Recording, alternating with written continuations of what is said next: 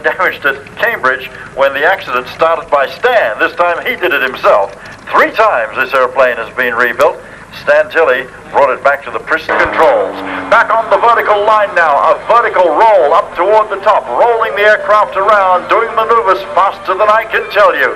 As he goes to 0 G's, a bunt over the top, floated him up out of the straps, pushed him against the snaps. Snap rolls on the down line again, picking up his line directly over the runway. Watch how professionally he holds that line, 1 full roll and back to the vertical once again. 45 degrees, rolling airplane up and around. The longitudinal axis of the airplane becoming more and more exaggerated as the control input goes in, finally culminating on a full twist at the top.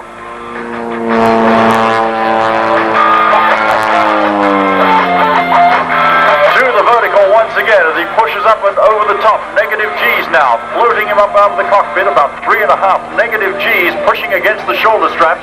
Chris Peru continuing on around now, and this is the hard part. The ground starts getting bigger. Negative G's as he comes across the bottom, forcing him out of the cockpit, the big outside loop. That maneuver first performed in 1929 by General James Doolittle, the famous General Jimmy Doolittle, the first man ever to perform the outside loop. Now Chris has taken some of that altitude that he converted back into energy, working from the ground up now as he goes knife edge and starts to push over the top. The airplane flying only on the fuselage, 45 degrees across the top of the maneuver called the bridge. From the upright position now, Chris rolling around once again. Note the crispness with which he stops the aircraft exactly on point with the wings on precise 90-degree angles. As he floats the aircraft up once again, you'll notice that the wings are absolutely vertical to the ground, meaning they are providing no lift whatsoever. The airplane flying entirely on the fuselage in the knife edge configuration.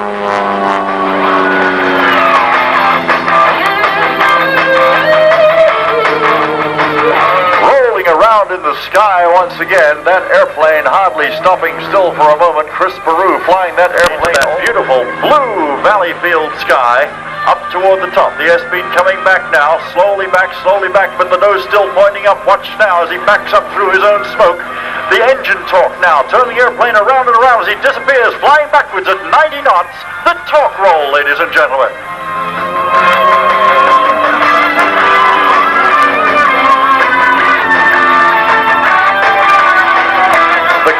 Flying that has won this young man the respect of aviators all over the world.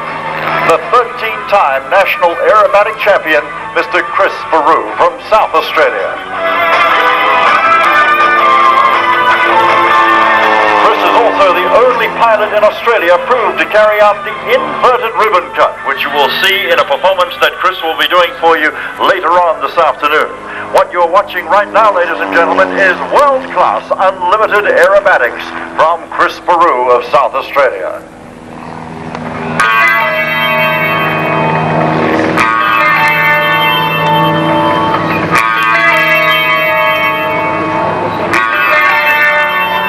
An inverted recovery now as Chris Peru pulls around and under, recovering from the inverted position. Pushing toward the top. The secret to this flight that he is doing is the ability to withstand in sky. I hope you have your cameras out today. You have some great aviation photography and some great photograph opportunities to take back home with you. Turning around exactly on a point, rolling out once again across the bottom. Typical aerobatic competition taking place in a block of air that's exactly 1,000 meters by 1,000 meters by 1,000 meters, 100 meters from the ground. And Chris displaying the type of technique, the precision technique that's required in unlimited world-class aerobatic competition. This particular aircraft, the Pitts S1S, is powered by a 200 horsepower Lycoming engine. In 1972, Chris represented Australia overseas in the World Aerobatic Championships held at Salon de Provence in France. His enthusiasm in world-level aerobatics continued as he competed in Kiev, Russia, for Australia in the Olympics of the Air in 1978. At Oshkosh, USA in the 1980 World Championships, where the team won the bronze medal. Austria in 1982, Hungary in 1984, and England in 19 1986. A true international competitor for Australia, Mr. Chris Baru.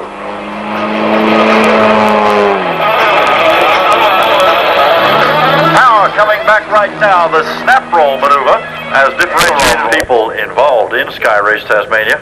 And as the Southern Cross lines up and the power comes up on those three big engines, you're watching a piece of history relived, ladies and gentlemen.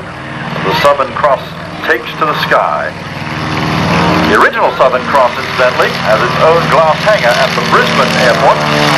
The 1925 design of the aircraft was the result of a competition actually mounted by Henry Ford, the Australian Infantry Forces, and became a motorcycle dispatch rider, actually serving at Gallipoli, which of course was one of the most famous conflicts that involved Australian military forces. The two pilots that we have aboard the Southern Cross right now, incidentally, are Keith McCoy, and Keith McCoy also flies Tigers, the Ryan, the Oster, and the Convair. And he also flew the Southern Cross to New Zealand along with Colin Watt in 1990, which was quite a crossing. And incidentally, our unlimited aircraft, one of our Sea Fury unlimited aircraft, also made that Southern crossing. I would imagine that the Sea Fury would make a trip across. I can tell you that. So here comes the Southern Cross replica, those three big engines. It's interesting also to note that Smithy didn't like the tail design on the original Fokker. It had the rounded tail that you've seen on the D9 and many of the other Fokkers this year. So Dave Cooper is in with the 300 horse, and he is trying hard and want to see what he can do today. There goes the T-28, rolling out right on the tail. That's Steve Lapthorne in the glass there. Here's the third position right there, pulling out the races today. Here's something for you to look at.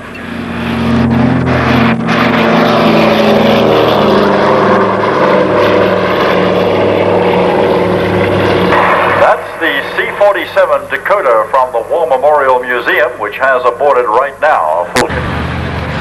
Rolling right now in the familiar pizza paint scheme of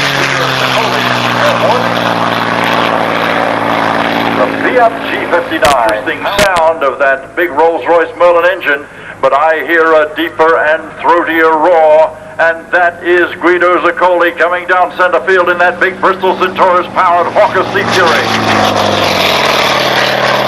Going to the air right now, looking for that Fiat, and right behind him, representing New Zealand, Robbie Booth. Hawker Sea Fury spotted in his sights right now, and in fact he's doing a gun run on him. But he got out and free as he went by.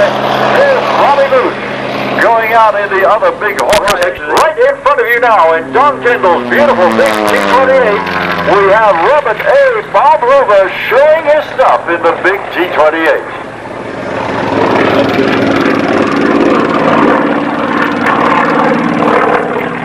Feet of altitude above the ground, powering the big T-28, and you can hear the unfamiliar sound of that T-28 turning up a lot of RPMs as Bob is demonstrating some of the high performance characteristics of that beautiful aircraft. Bob, of course, has flown the T-28 many hours, was the first man ever to fly this airplane, in fact. The T-28 Trojan was produced for the United States Air Force in an 800 horsepower variant, later taken on and commissioned by the United States Navy in a 1400 horsepower variant that you see here, rolling down towards the ground. He is. Absolutely right, and he is revered, having flown the aircraft and aircraft demonstrations probably in more countries in the world in front of more people than any other pilot alive today. Robert A. Bob Hoover is proud to add Tasmania to his list of performing venues that have taken him to every corner of the world. From your left-hand side, once again, you'll note the precision with which Bob Hoover maneuvers the big T-28, a very heavy aircraft, certainly not a light aircraft in any way, shape, or form. Powered, as I've mentioned before, by a 1400 horsepower engine. The aircraft also built as a license-built version in France known as the Tinec. The T-28 Trojans are still operated by the air forces of about 16 countries. Are they designed to do that, Gordon? Well, the airplane is a very solid aircraft. It's a training aircraft. It is designed to be able to withstand the rigors of normal aerobatics. Bob Hoover was called on many, many times to demonstrate many aircraft and their handling capabilities. As you know, in many, many situations, many pilots get all sorts of rumors going about aircraft. The F-86 was one of those. Bob was called on by the United States Air Force to demonstrate the F-86 and its handling capabilities to Air Force pilots all over the world, to dispel all of the myths that were associated with the negative or supposedly negative handling characteristics of the aircraft. So obviously he had faith in all those aircraft to be able to do those demonstrations and carry them out as effectively as he did. Absolutely right. Bob has flown just about every type of aircraft. There are more than 300 different types of aircraft, and flight tested or flown just about every type of fighter aircraft. Many of his test flights have been described as flying the feathered edge of the design envelope. The T-28 Trojan, and Bob just loves getting out here and spreading his wings in the T-28. Bob still owns a T-28 at home in California, based at Torrance Field in California. Bob also renowned for his flights in the P-51 Mustang and the Shrike Commander that you will see coming up here a little later today. There's the precision points of the 4-point hesitation roll as Bob pulls around, describing the 4 vertical points. Vertical, giving 16 distinct points of a 16-point roll in the twin-engine AC-50 Shrike Commander, here courtesy of General Aviation Maintenance in Essendon, Victoria.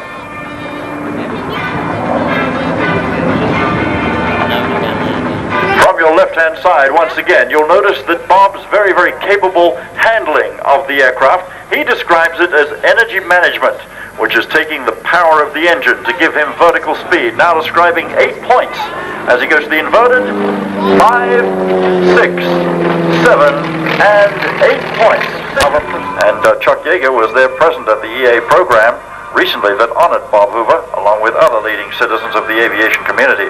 He's the recipient of countless awards and honors. He's the only man to serve 2 terms as president of the exclusive Society of Experimental Test Pilots. He was captain of the United States Aerobatic Team, which participated in the 1966 international competition in Moscow.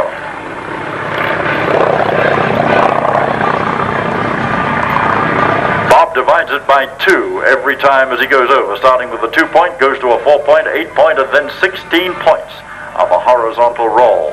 Many of you may be familiar with the famous movie that was made from Bob Hoover flying inside the Commander. The view taken from the rear of the cockpit facing forward as Bob had the glass on the instrument panel, pouring himself a glass of iced tea as he rolled the AC-1 or the AC-50 Commander through the sky with the horizon going round and around in the windshield of the aircraft. I'd like to see that.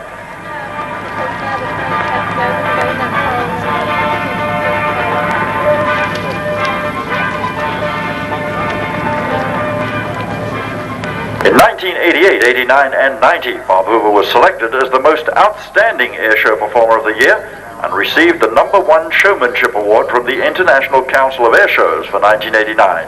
He was presented with the annual Cliff Henderson Memorial Award for contributions to aviation for 89 and the Ohio, exploring every corner of the flight envelope in that aircraft that he had the pleasure of riding around Tasmania with Bob in the Shrike Commander during part of the last round Tasmania navigation race.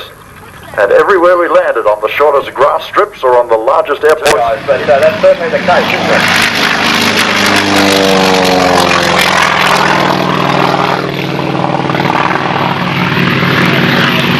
And John Rayner, and it seems as though Guido Zaccoli's taken the tight line on the inside. Don Kendall's going with him. Judy Pay's displayed it a little on the outside of the course, taking John Rayner. But there he goes.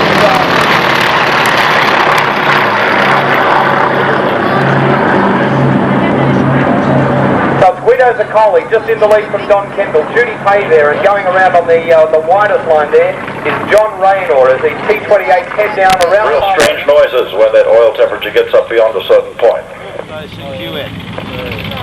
Coming up in just a couple of moments, ladies and gentlemen, lining up in fact on a 9 owned by General Aviation Maintenance of Essendon, Victoria. The airplane was built in 1973. Rockwell kept the aircraft as a demonstrator and was flown by Bob Hoover then as November 5007 Hotel. Bob used it for about 3 years. And here he goes now, breaking ground. Here comes that landing gear up. Where's the belly of the airplane? Right on the ground. Robert A. Bob Hoover, ladies and gentlemen, in the executive transport aircraft. The speed is building. The people off the road, but watch what Bob does on takeoff. Picking up the speed now to about 200 on sale or available. They're signed by Bob Hoover on the back, and they say General Aviation Maintenance, Rockwell Shrike Commander, Bob Hoover. General Aviation Maintenance is a twin commander approved service center, one of only 2 in Australia. But here comes Bob right now with the landing gear down, doing the dirty roll as he comes back the other way, landing gear and flaps extended, just showing the capabilities of this remarkable aircraft in the right hands. His touchdown, roll and touchdown, simulating, touching the wheel down there, rolling the airplane as he comes up in the dirty configuration, landing gear down, pulling up and around, rolling right before he touched down on the ground there. Bob carefully managing the airspeed and kinetic energy built up in the Aero Commander as he goes all the way around, getting ready now and setting up for the single engine loop. Now you'll notice as Bob comes down this time, coming back down towards us from the left-hand side, one engine of the Aero Commander will be shut down entirely. You'll notice that the prop is absolutely motionless. Look carefully for that dead engine. It should be the one on our side as he comes towards us.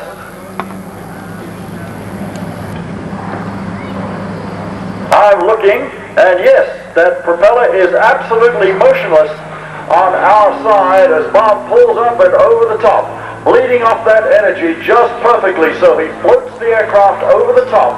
The single engine loop.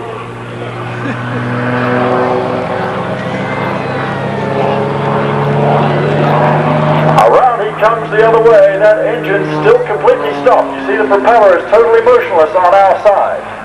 Any instructor will tell you in a multi-engined aircraft, do not turn into the dead engine if you lose an engine. Bob rolling the airplane in an 8-point roll into the dead engine. Full power being developed all around on the Shrike. The nose comes down once again. Up comes the nose now. And let's watch the airspeed as it goes down.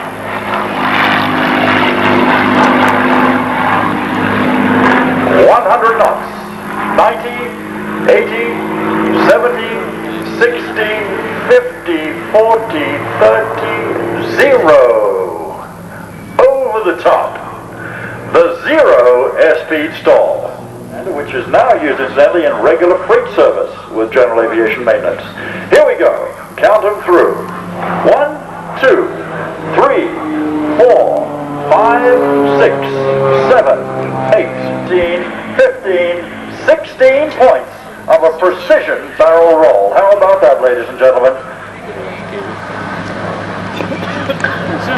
Superb performance by a superb aviator. And now as Bob continues around, you're going to be seeing what he calls his energy management series. Bob coming back now from our right-hand side. Listen for the sound as Bob comes down, and it will suddenly get very quiet up there.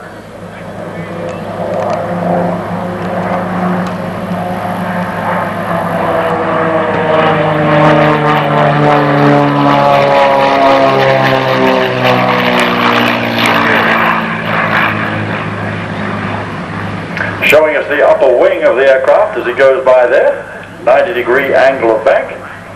Bob taking carefully into consideration the wind direction, which there is hardly any wind out here today, and wind speed a 1/2 loop there as he goes around. Picks up that airspeed once more, a 1/2 cubic 8 there from our right-hand side. This airplane is not modified at all, except for the addition of an unfeathering pump and a hydraulic accumulator to allow the engines to restart again much easier when they're both in the stopped position.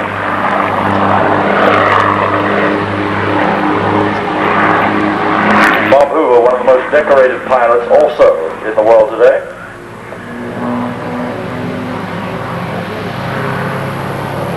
The first man ever to fly the XFJ-2 Fury jet and the Navy's T-28 trainer.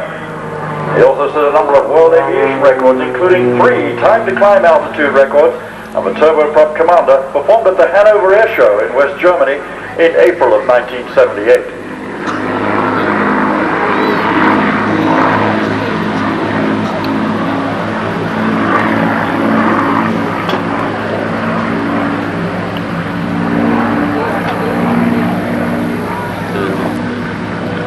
Bob Hoover looking down on Tasmania. Bob was here, as you know, last year and took UJM around Tasmania as not an entrant, but as a participant in the Round Tasmania navigation race, looking at some of the gorgeous scenery available in Tasmania, scenery like that no other found anywhere else in the world.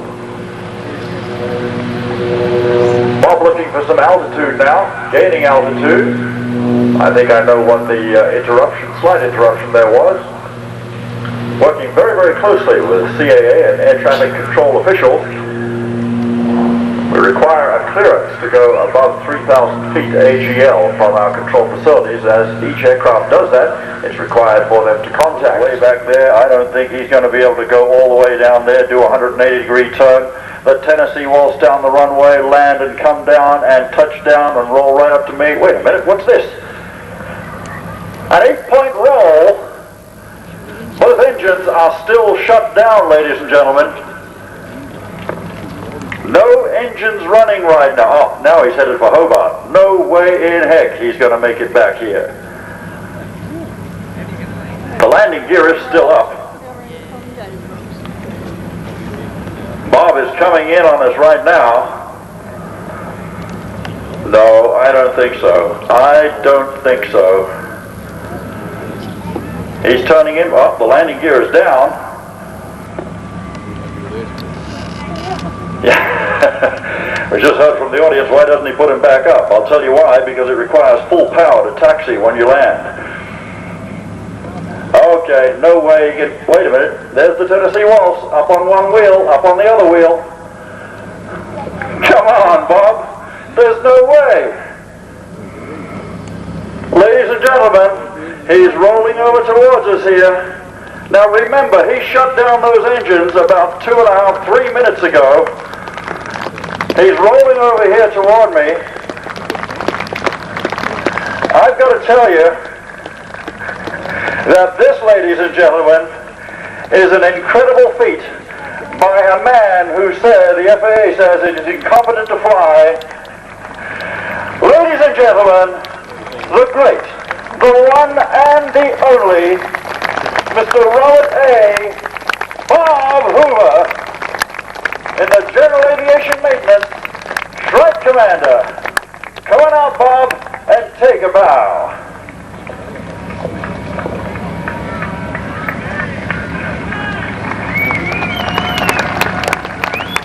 Roger, thank you very much. What a privilege for me to be flying here in Tasmania for all of you wonderful people. I really appreciate the invitation to be here. Thank you. Thank you very much indeed. Bob Hoover, ladies and gentlemen.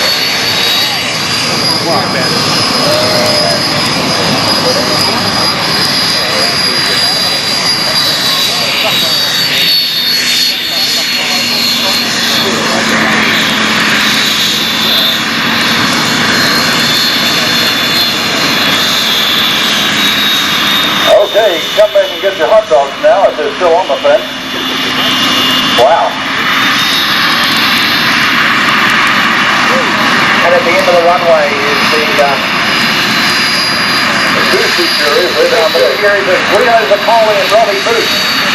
So this is going to be an amazing match race. You're going to see the Strike Master, a jet aircraft, up against the Big Fury. It's interesting, but what do you do? I don't know. We will know very soon, though. I'd like to see popular opinion here. How many people think that the Strike Master can take on the two Furies? I want to see a show of hands. I see a lot of people with a lot of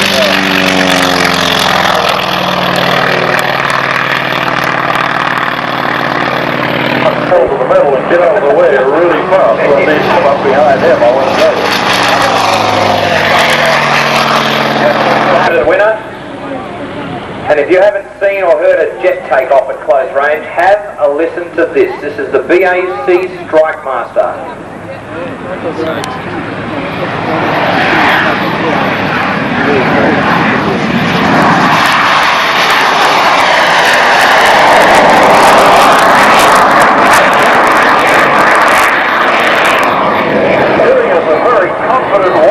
They went by there. That's Flight Lieutenant Mark Scott's 100 liter rolls up and out of the way there. Here comes the three planes down the chute. As I said, they're fairly evenly matched down here, and look at this. They are neck and neck as they are coming down.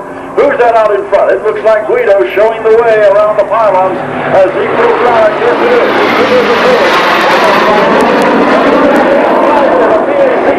The unusual sound of those two big Bristol Centaurus engines and the BAC Strike Master. Bobby, you've both done this before, but this particular aircraft and these particular guys, this is the first time they've been around the pylon, so they're going to be testing each other out, as particularly in the early part of this race.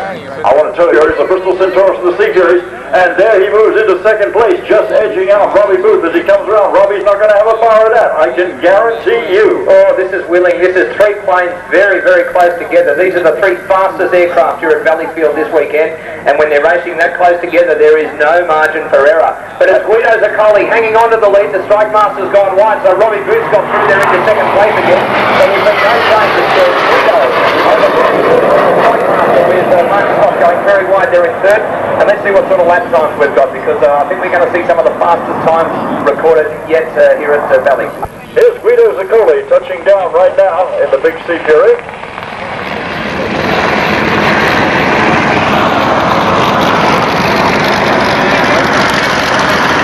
Gary Trench turning around for the money with $150,000 up for grabs. There's Robbie Booth pulling in now in the big Hawker C Fury. Robbie putting up a great race. Feet to race for 5 laps. So obviously the Strike Master didn't want to get involved in the dogfight that was going on between Guido Zaccoli and Robbie Booth, so he pulled away, and that is just remarkable.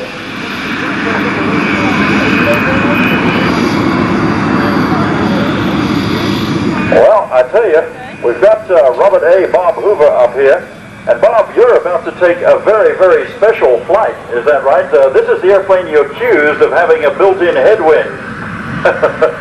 Now you're going to see what it's like firsthand. I hope I didn't offend the pilot. The Southern Cross. This jet aircraft versus propeller-driven aircraft. This is quite a spectacle. Well, Gordon, I so appreciated what you stated, because I believe that to be the case. I think this is a first. I have never seen a combination of a jet and recip race ever before, and all the years I've been associated with air racing. So I think you really called it correctly. A great performance. Great. Mr. Robert A. Bob Hoover, ladies and gentlemen, he's about to embark in his journey in the Southern Cross.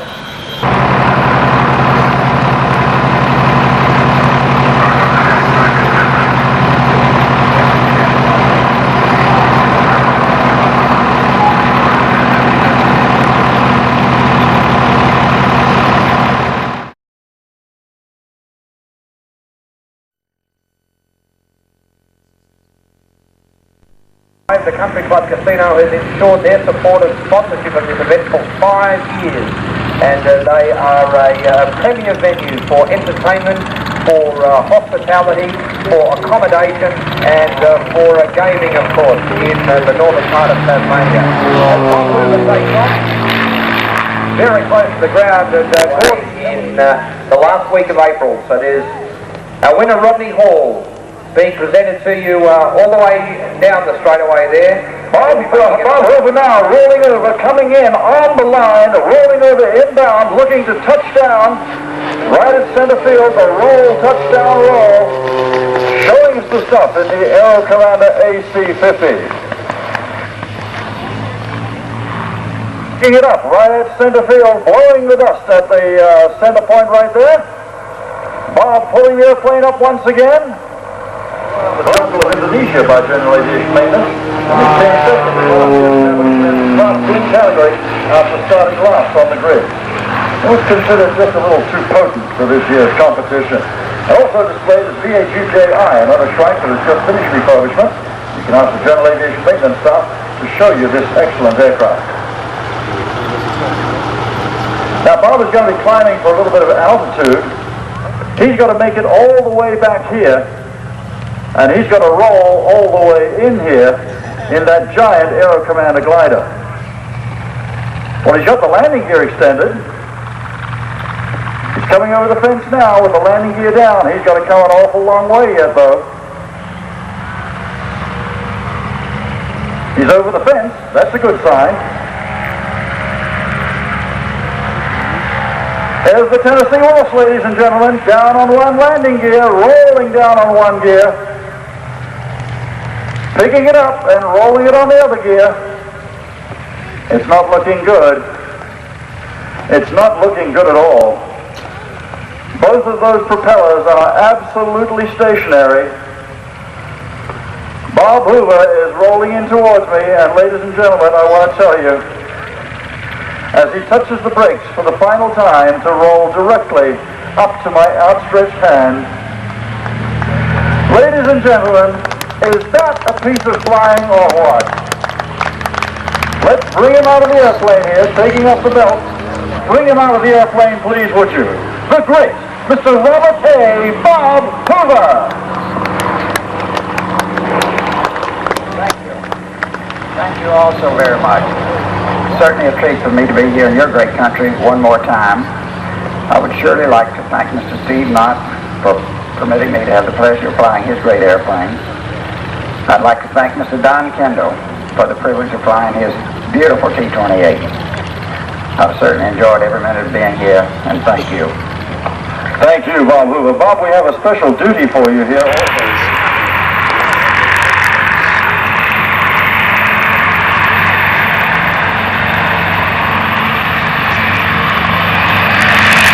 Off in front of us, ladies and gentlemen, for their final, the T-28.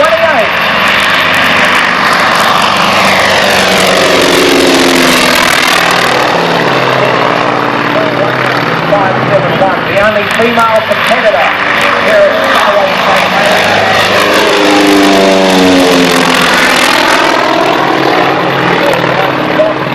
Don Kendall's in third position. Leo the Coley making a move on the outside of his T-28. And back to John Rayner, who's been left there in the wake of those others.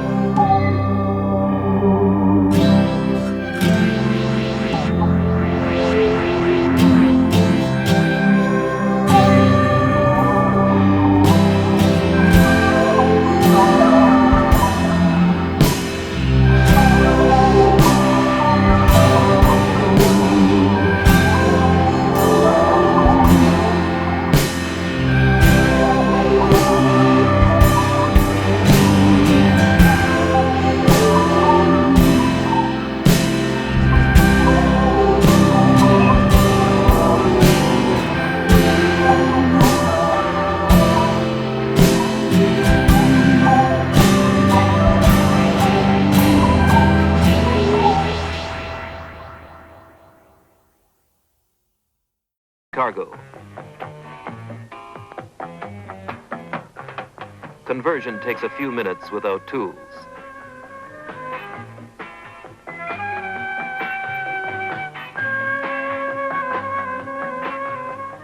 Freight up to 6 meters can be easily accommodated.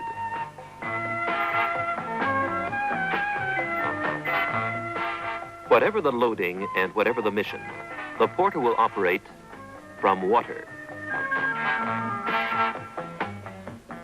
from snow and ice, from normal airfields, or from any unprepared mud, rock, or desert strip.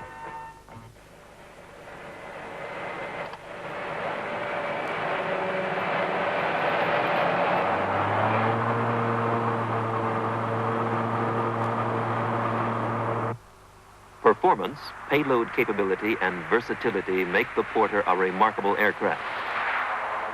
Any field and any ground condition will do.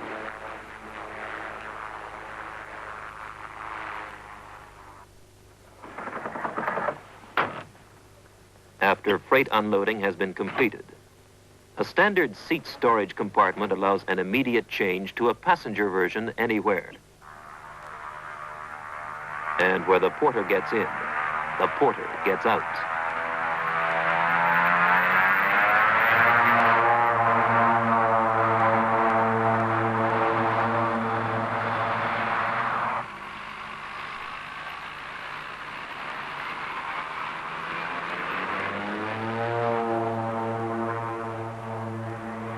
The main characteristic of the Porter is its STOL performance. No other aircraft can match the Porter's short ground roll or steep climb angle.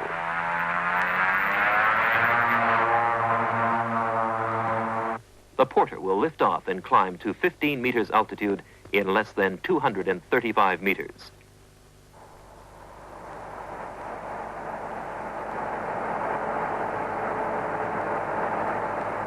Approach angle control and reverse thrust taken to the extreme shortens the landing roll to less than 4 times the aircraft's own length.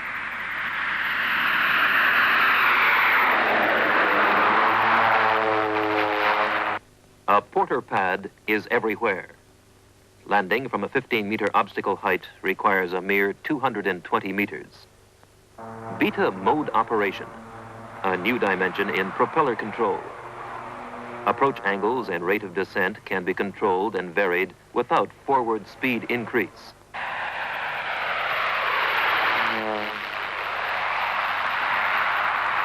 Beta control also features quick reverse power response.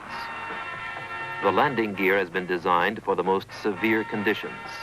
Drop tests and daily use have proved its ruggedness and reliability.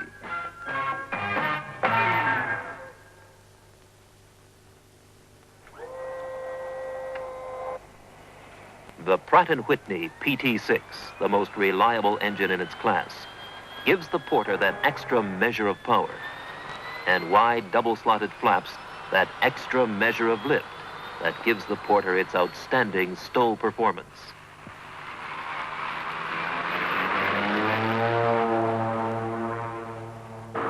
The flap design gives the Porter a turn capability with a radius of less than 60 meters, 5 times its own length. This allows operations into and out of narrow valleys.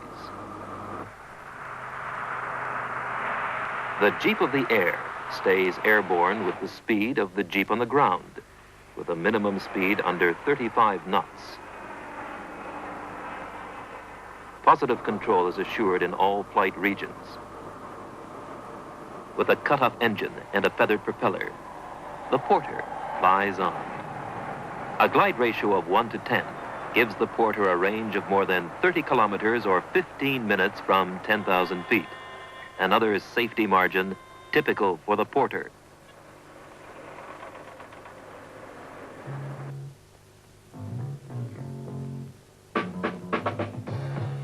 After removal of the seat arrangement, the Porter is quickly converted to a mapping aircraft.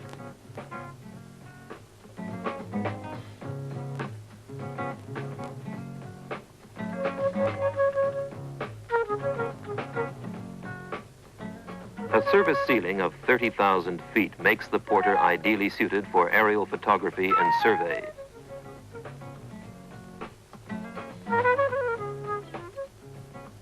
porter during spray operation.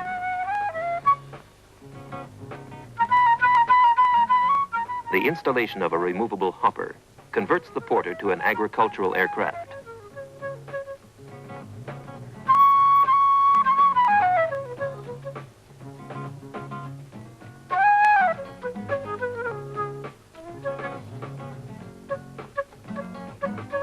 Pilatus Aircraft Limited and Siva Geige Switzerland have developed the most advanced application systems available today. With the aid of modern navigation systems, large areas have been and are being treated yearly worldwide.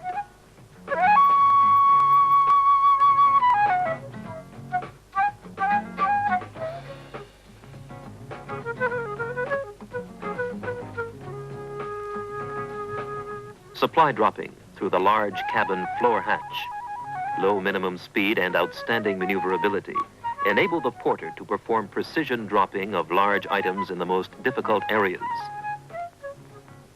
A large sliding door, a spacious cabin, and high wing configuration make the porter the most cost-effective and best-suited aircraft for parachuting.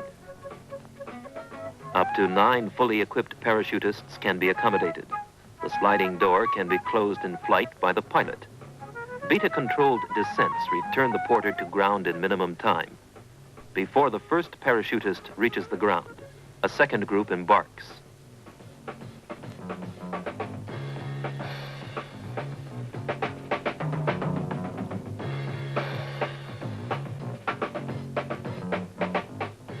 The porter in snow and glacier operation from the Alps to the polar ice cap. Whether for recreation in ski areas, search and rescue, or expeditions to the snowy deserts of the Antarctic, the porter is there.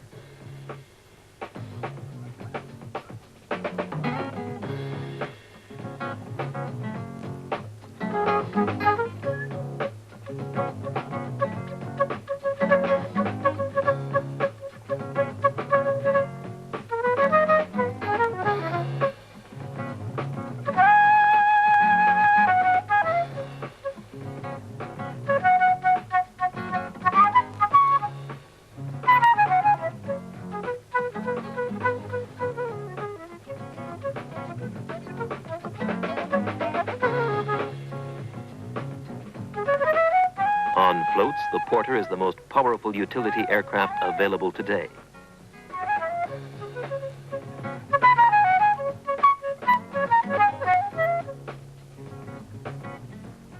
Maneuverability, reliability, stow performance, and versatility make the porter a true workhorse from Alaska to the Amazon basin, from Scandinavia to Indonesia.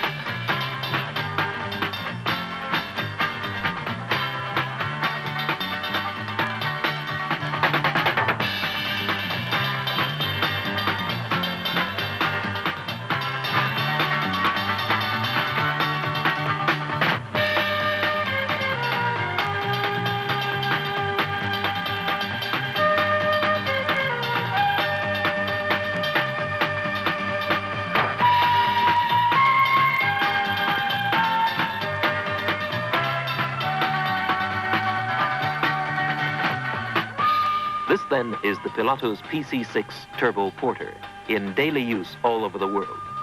The Porter will operate anywhere, anytime, under any condition.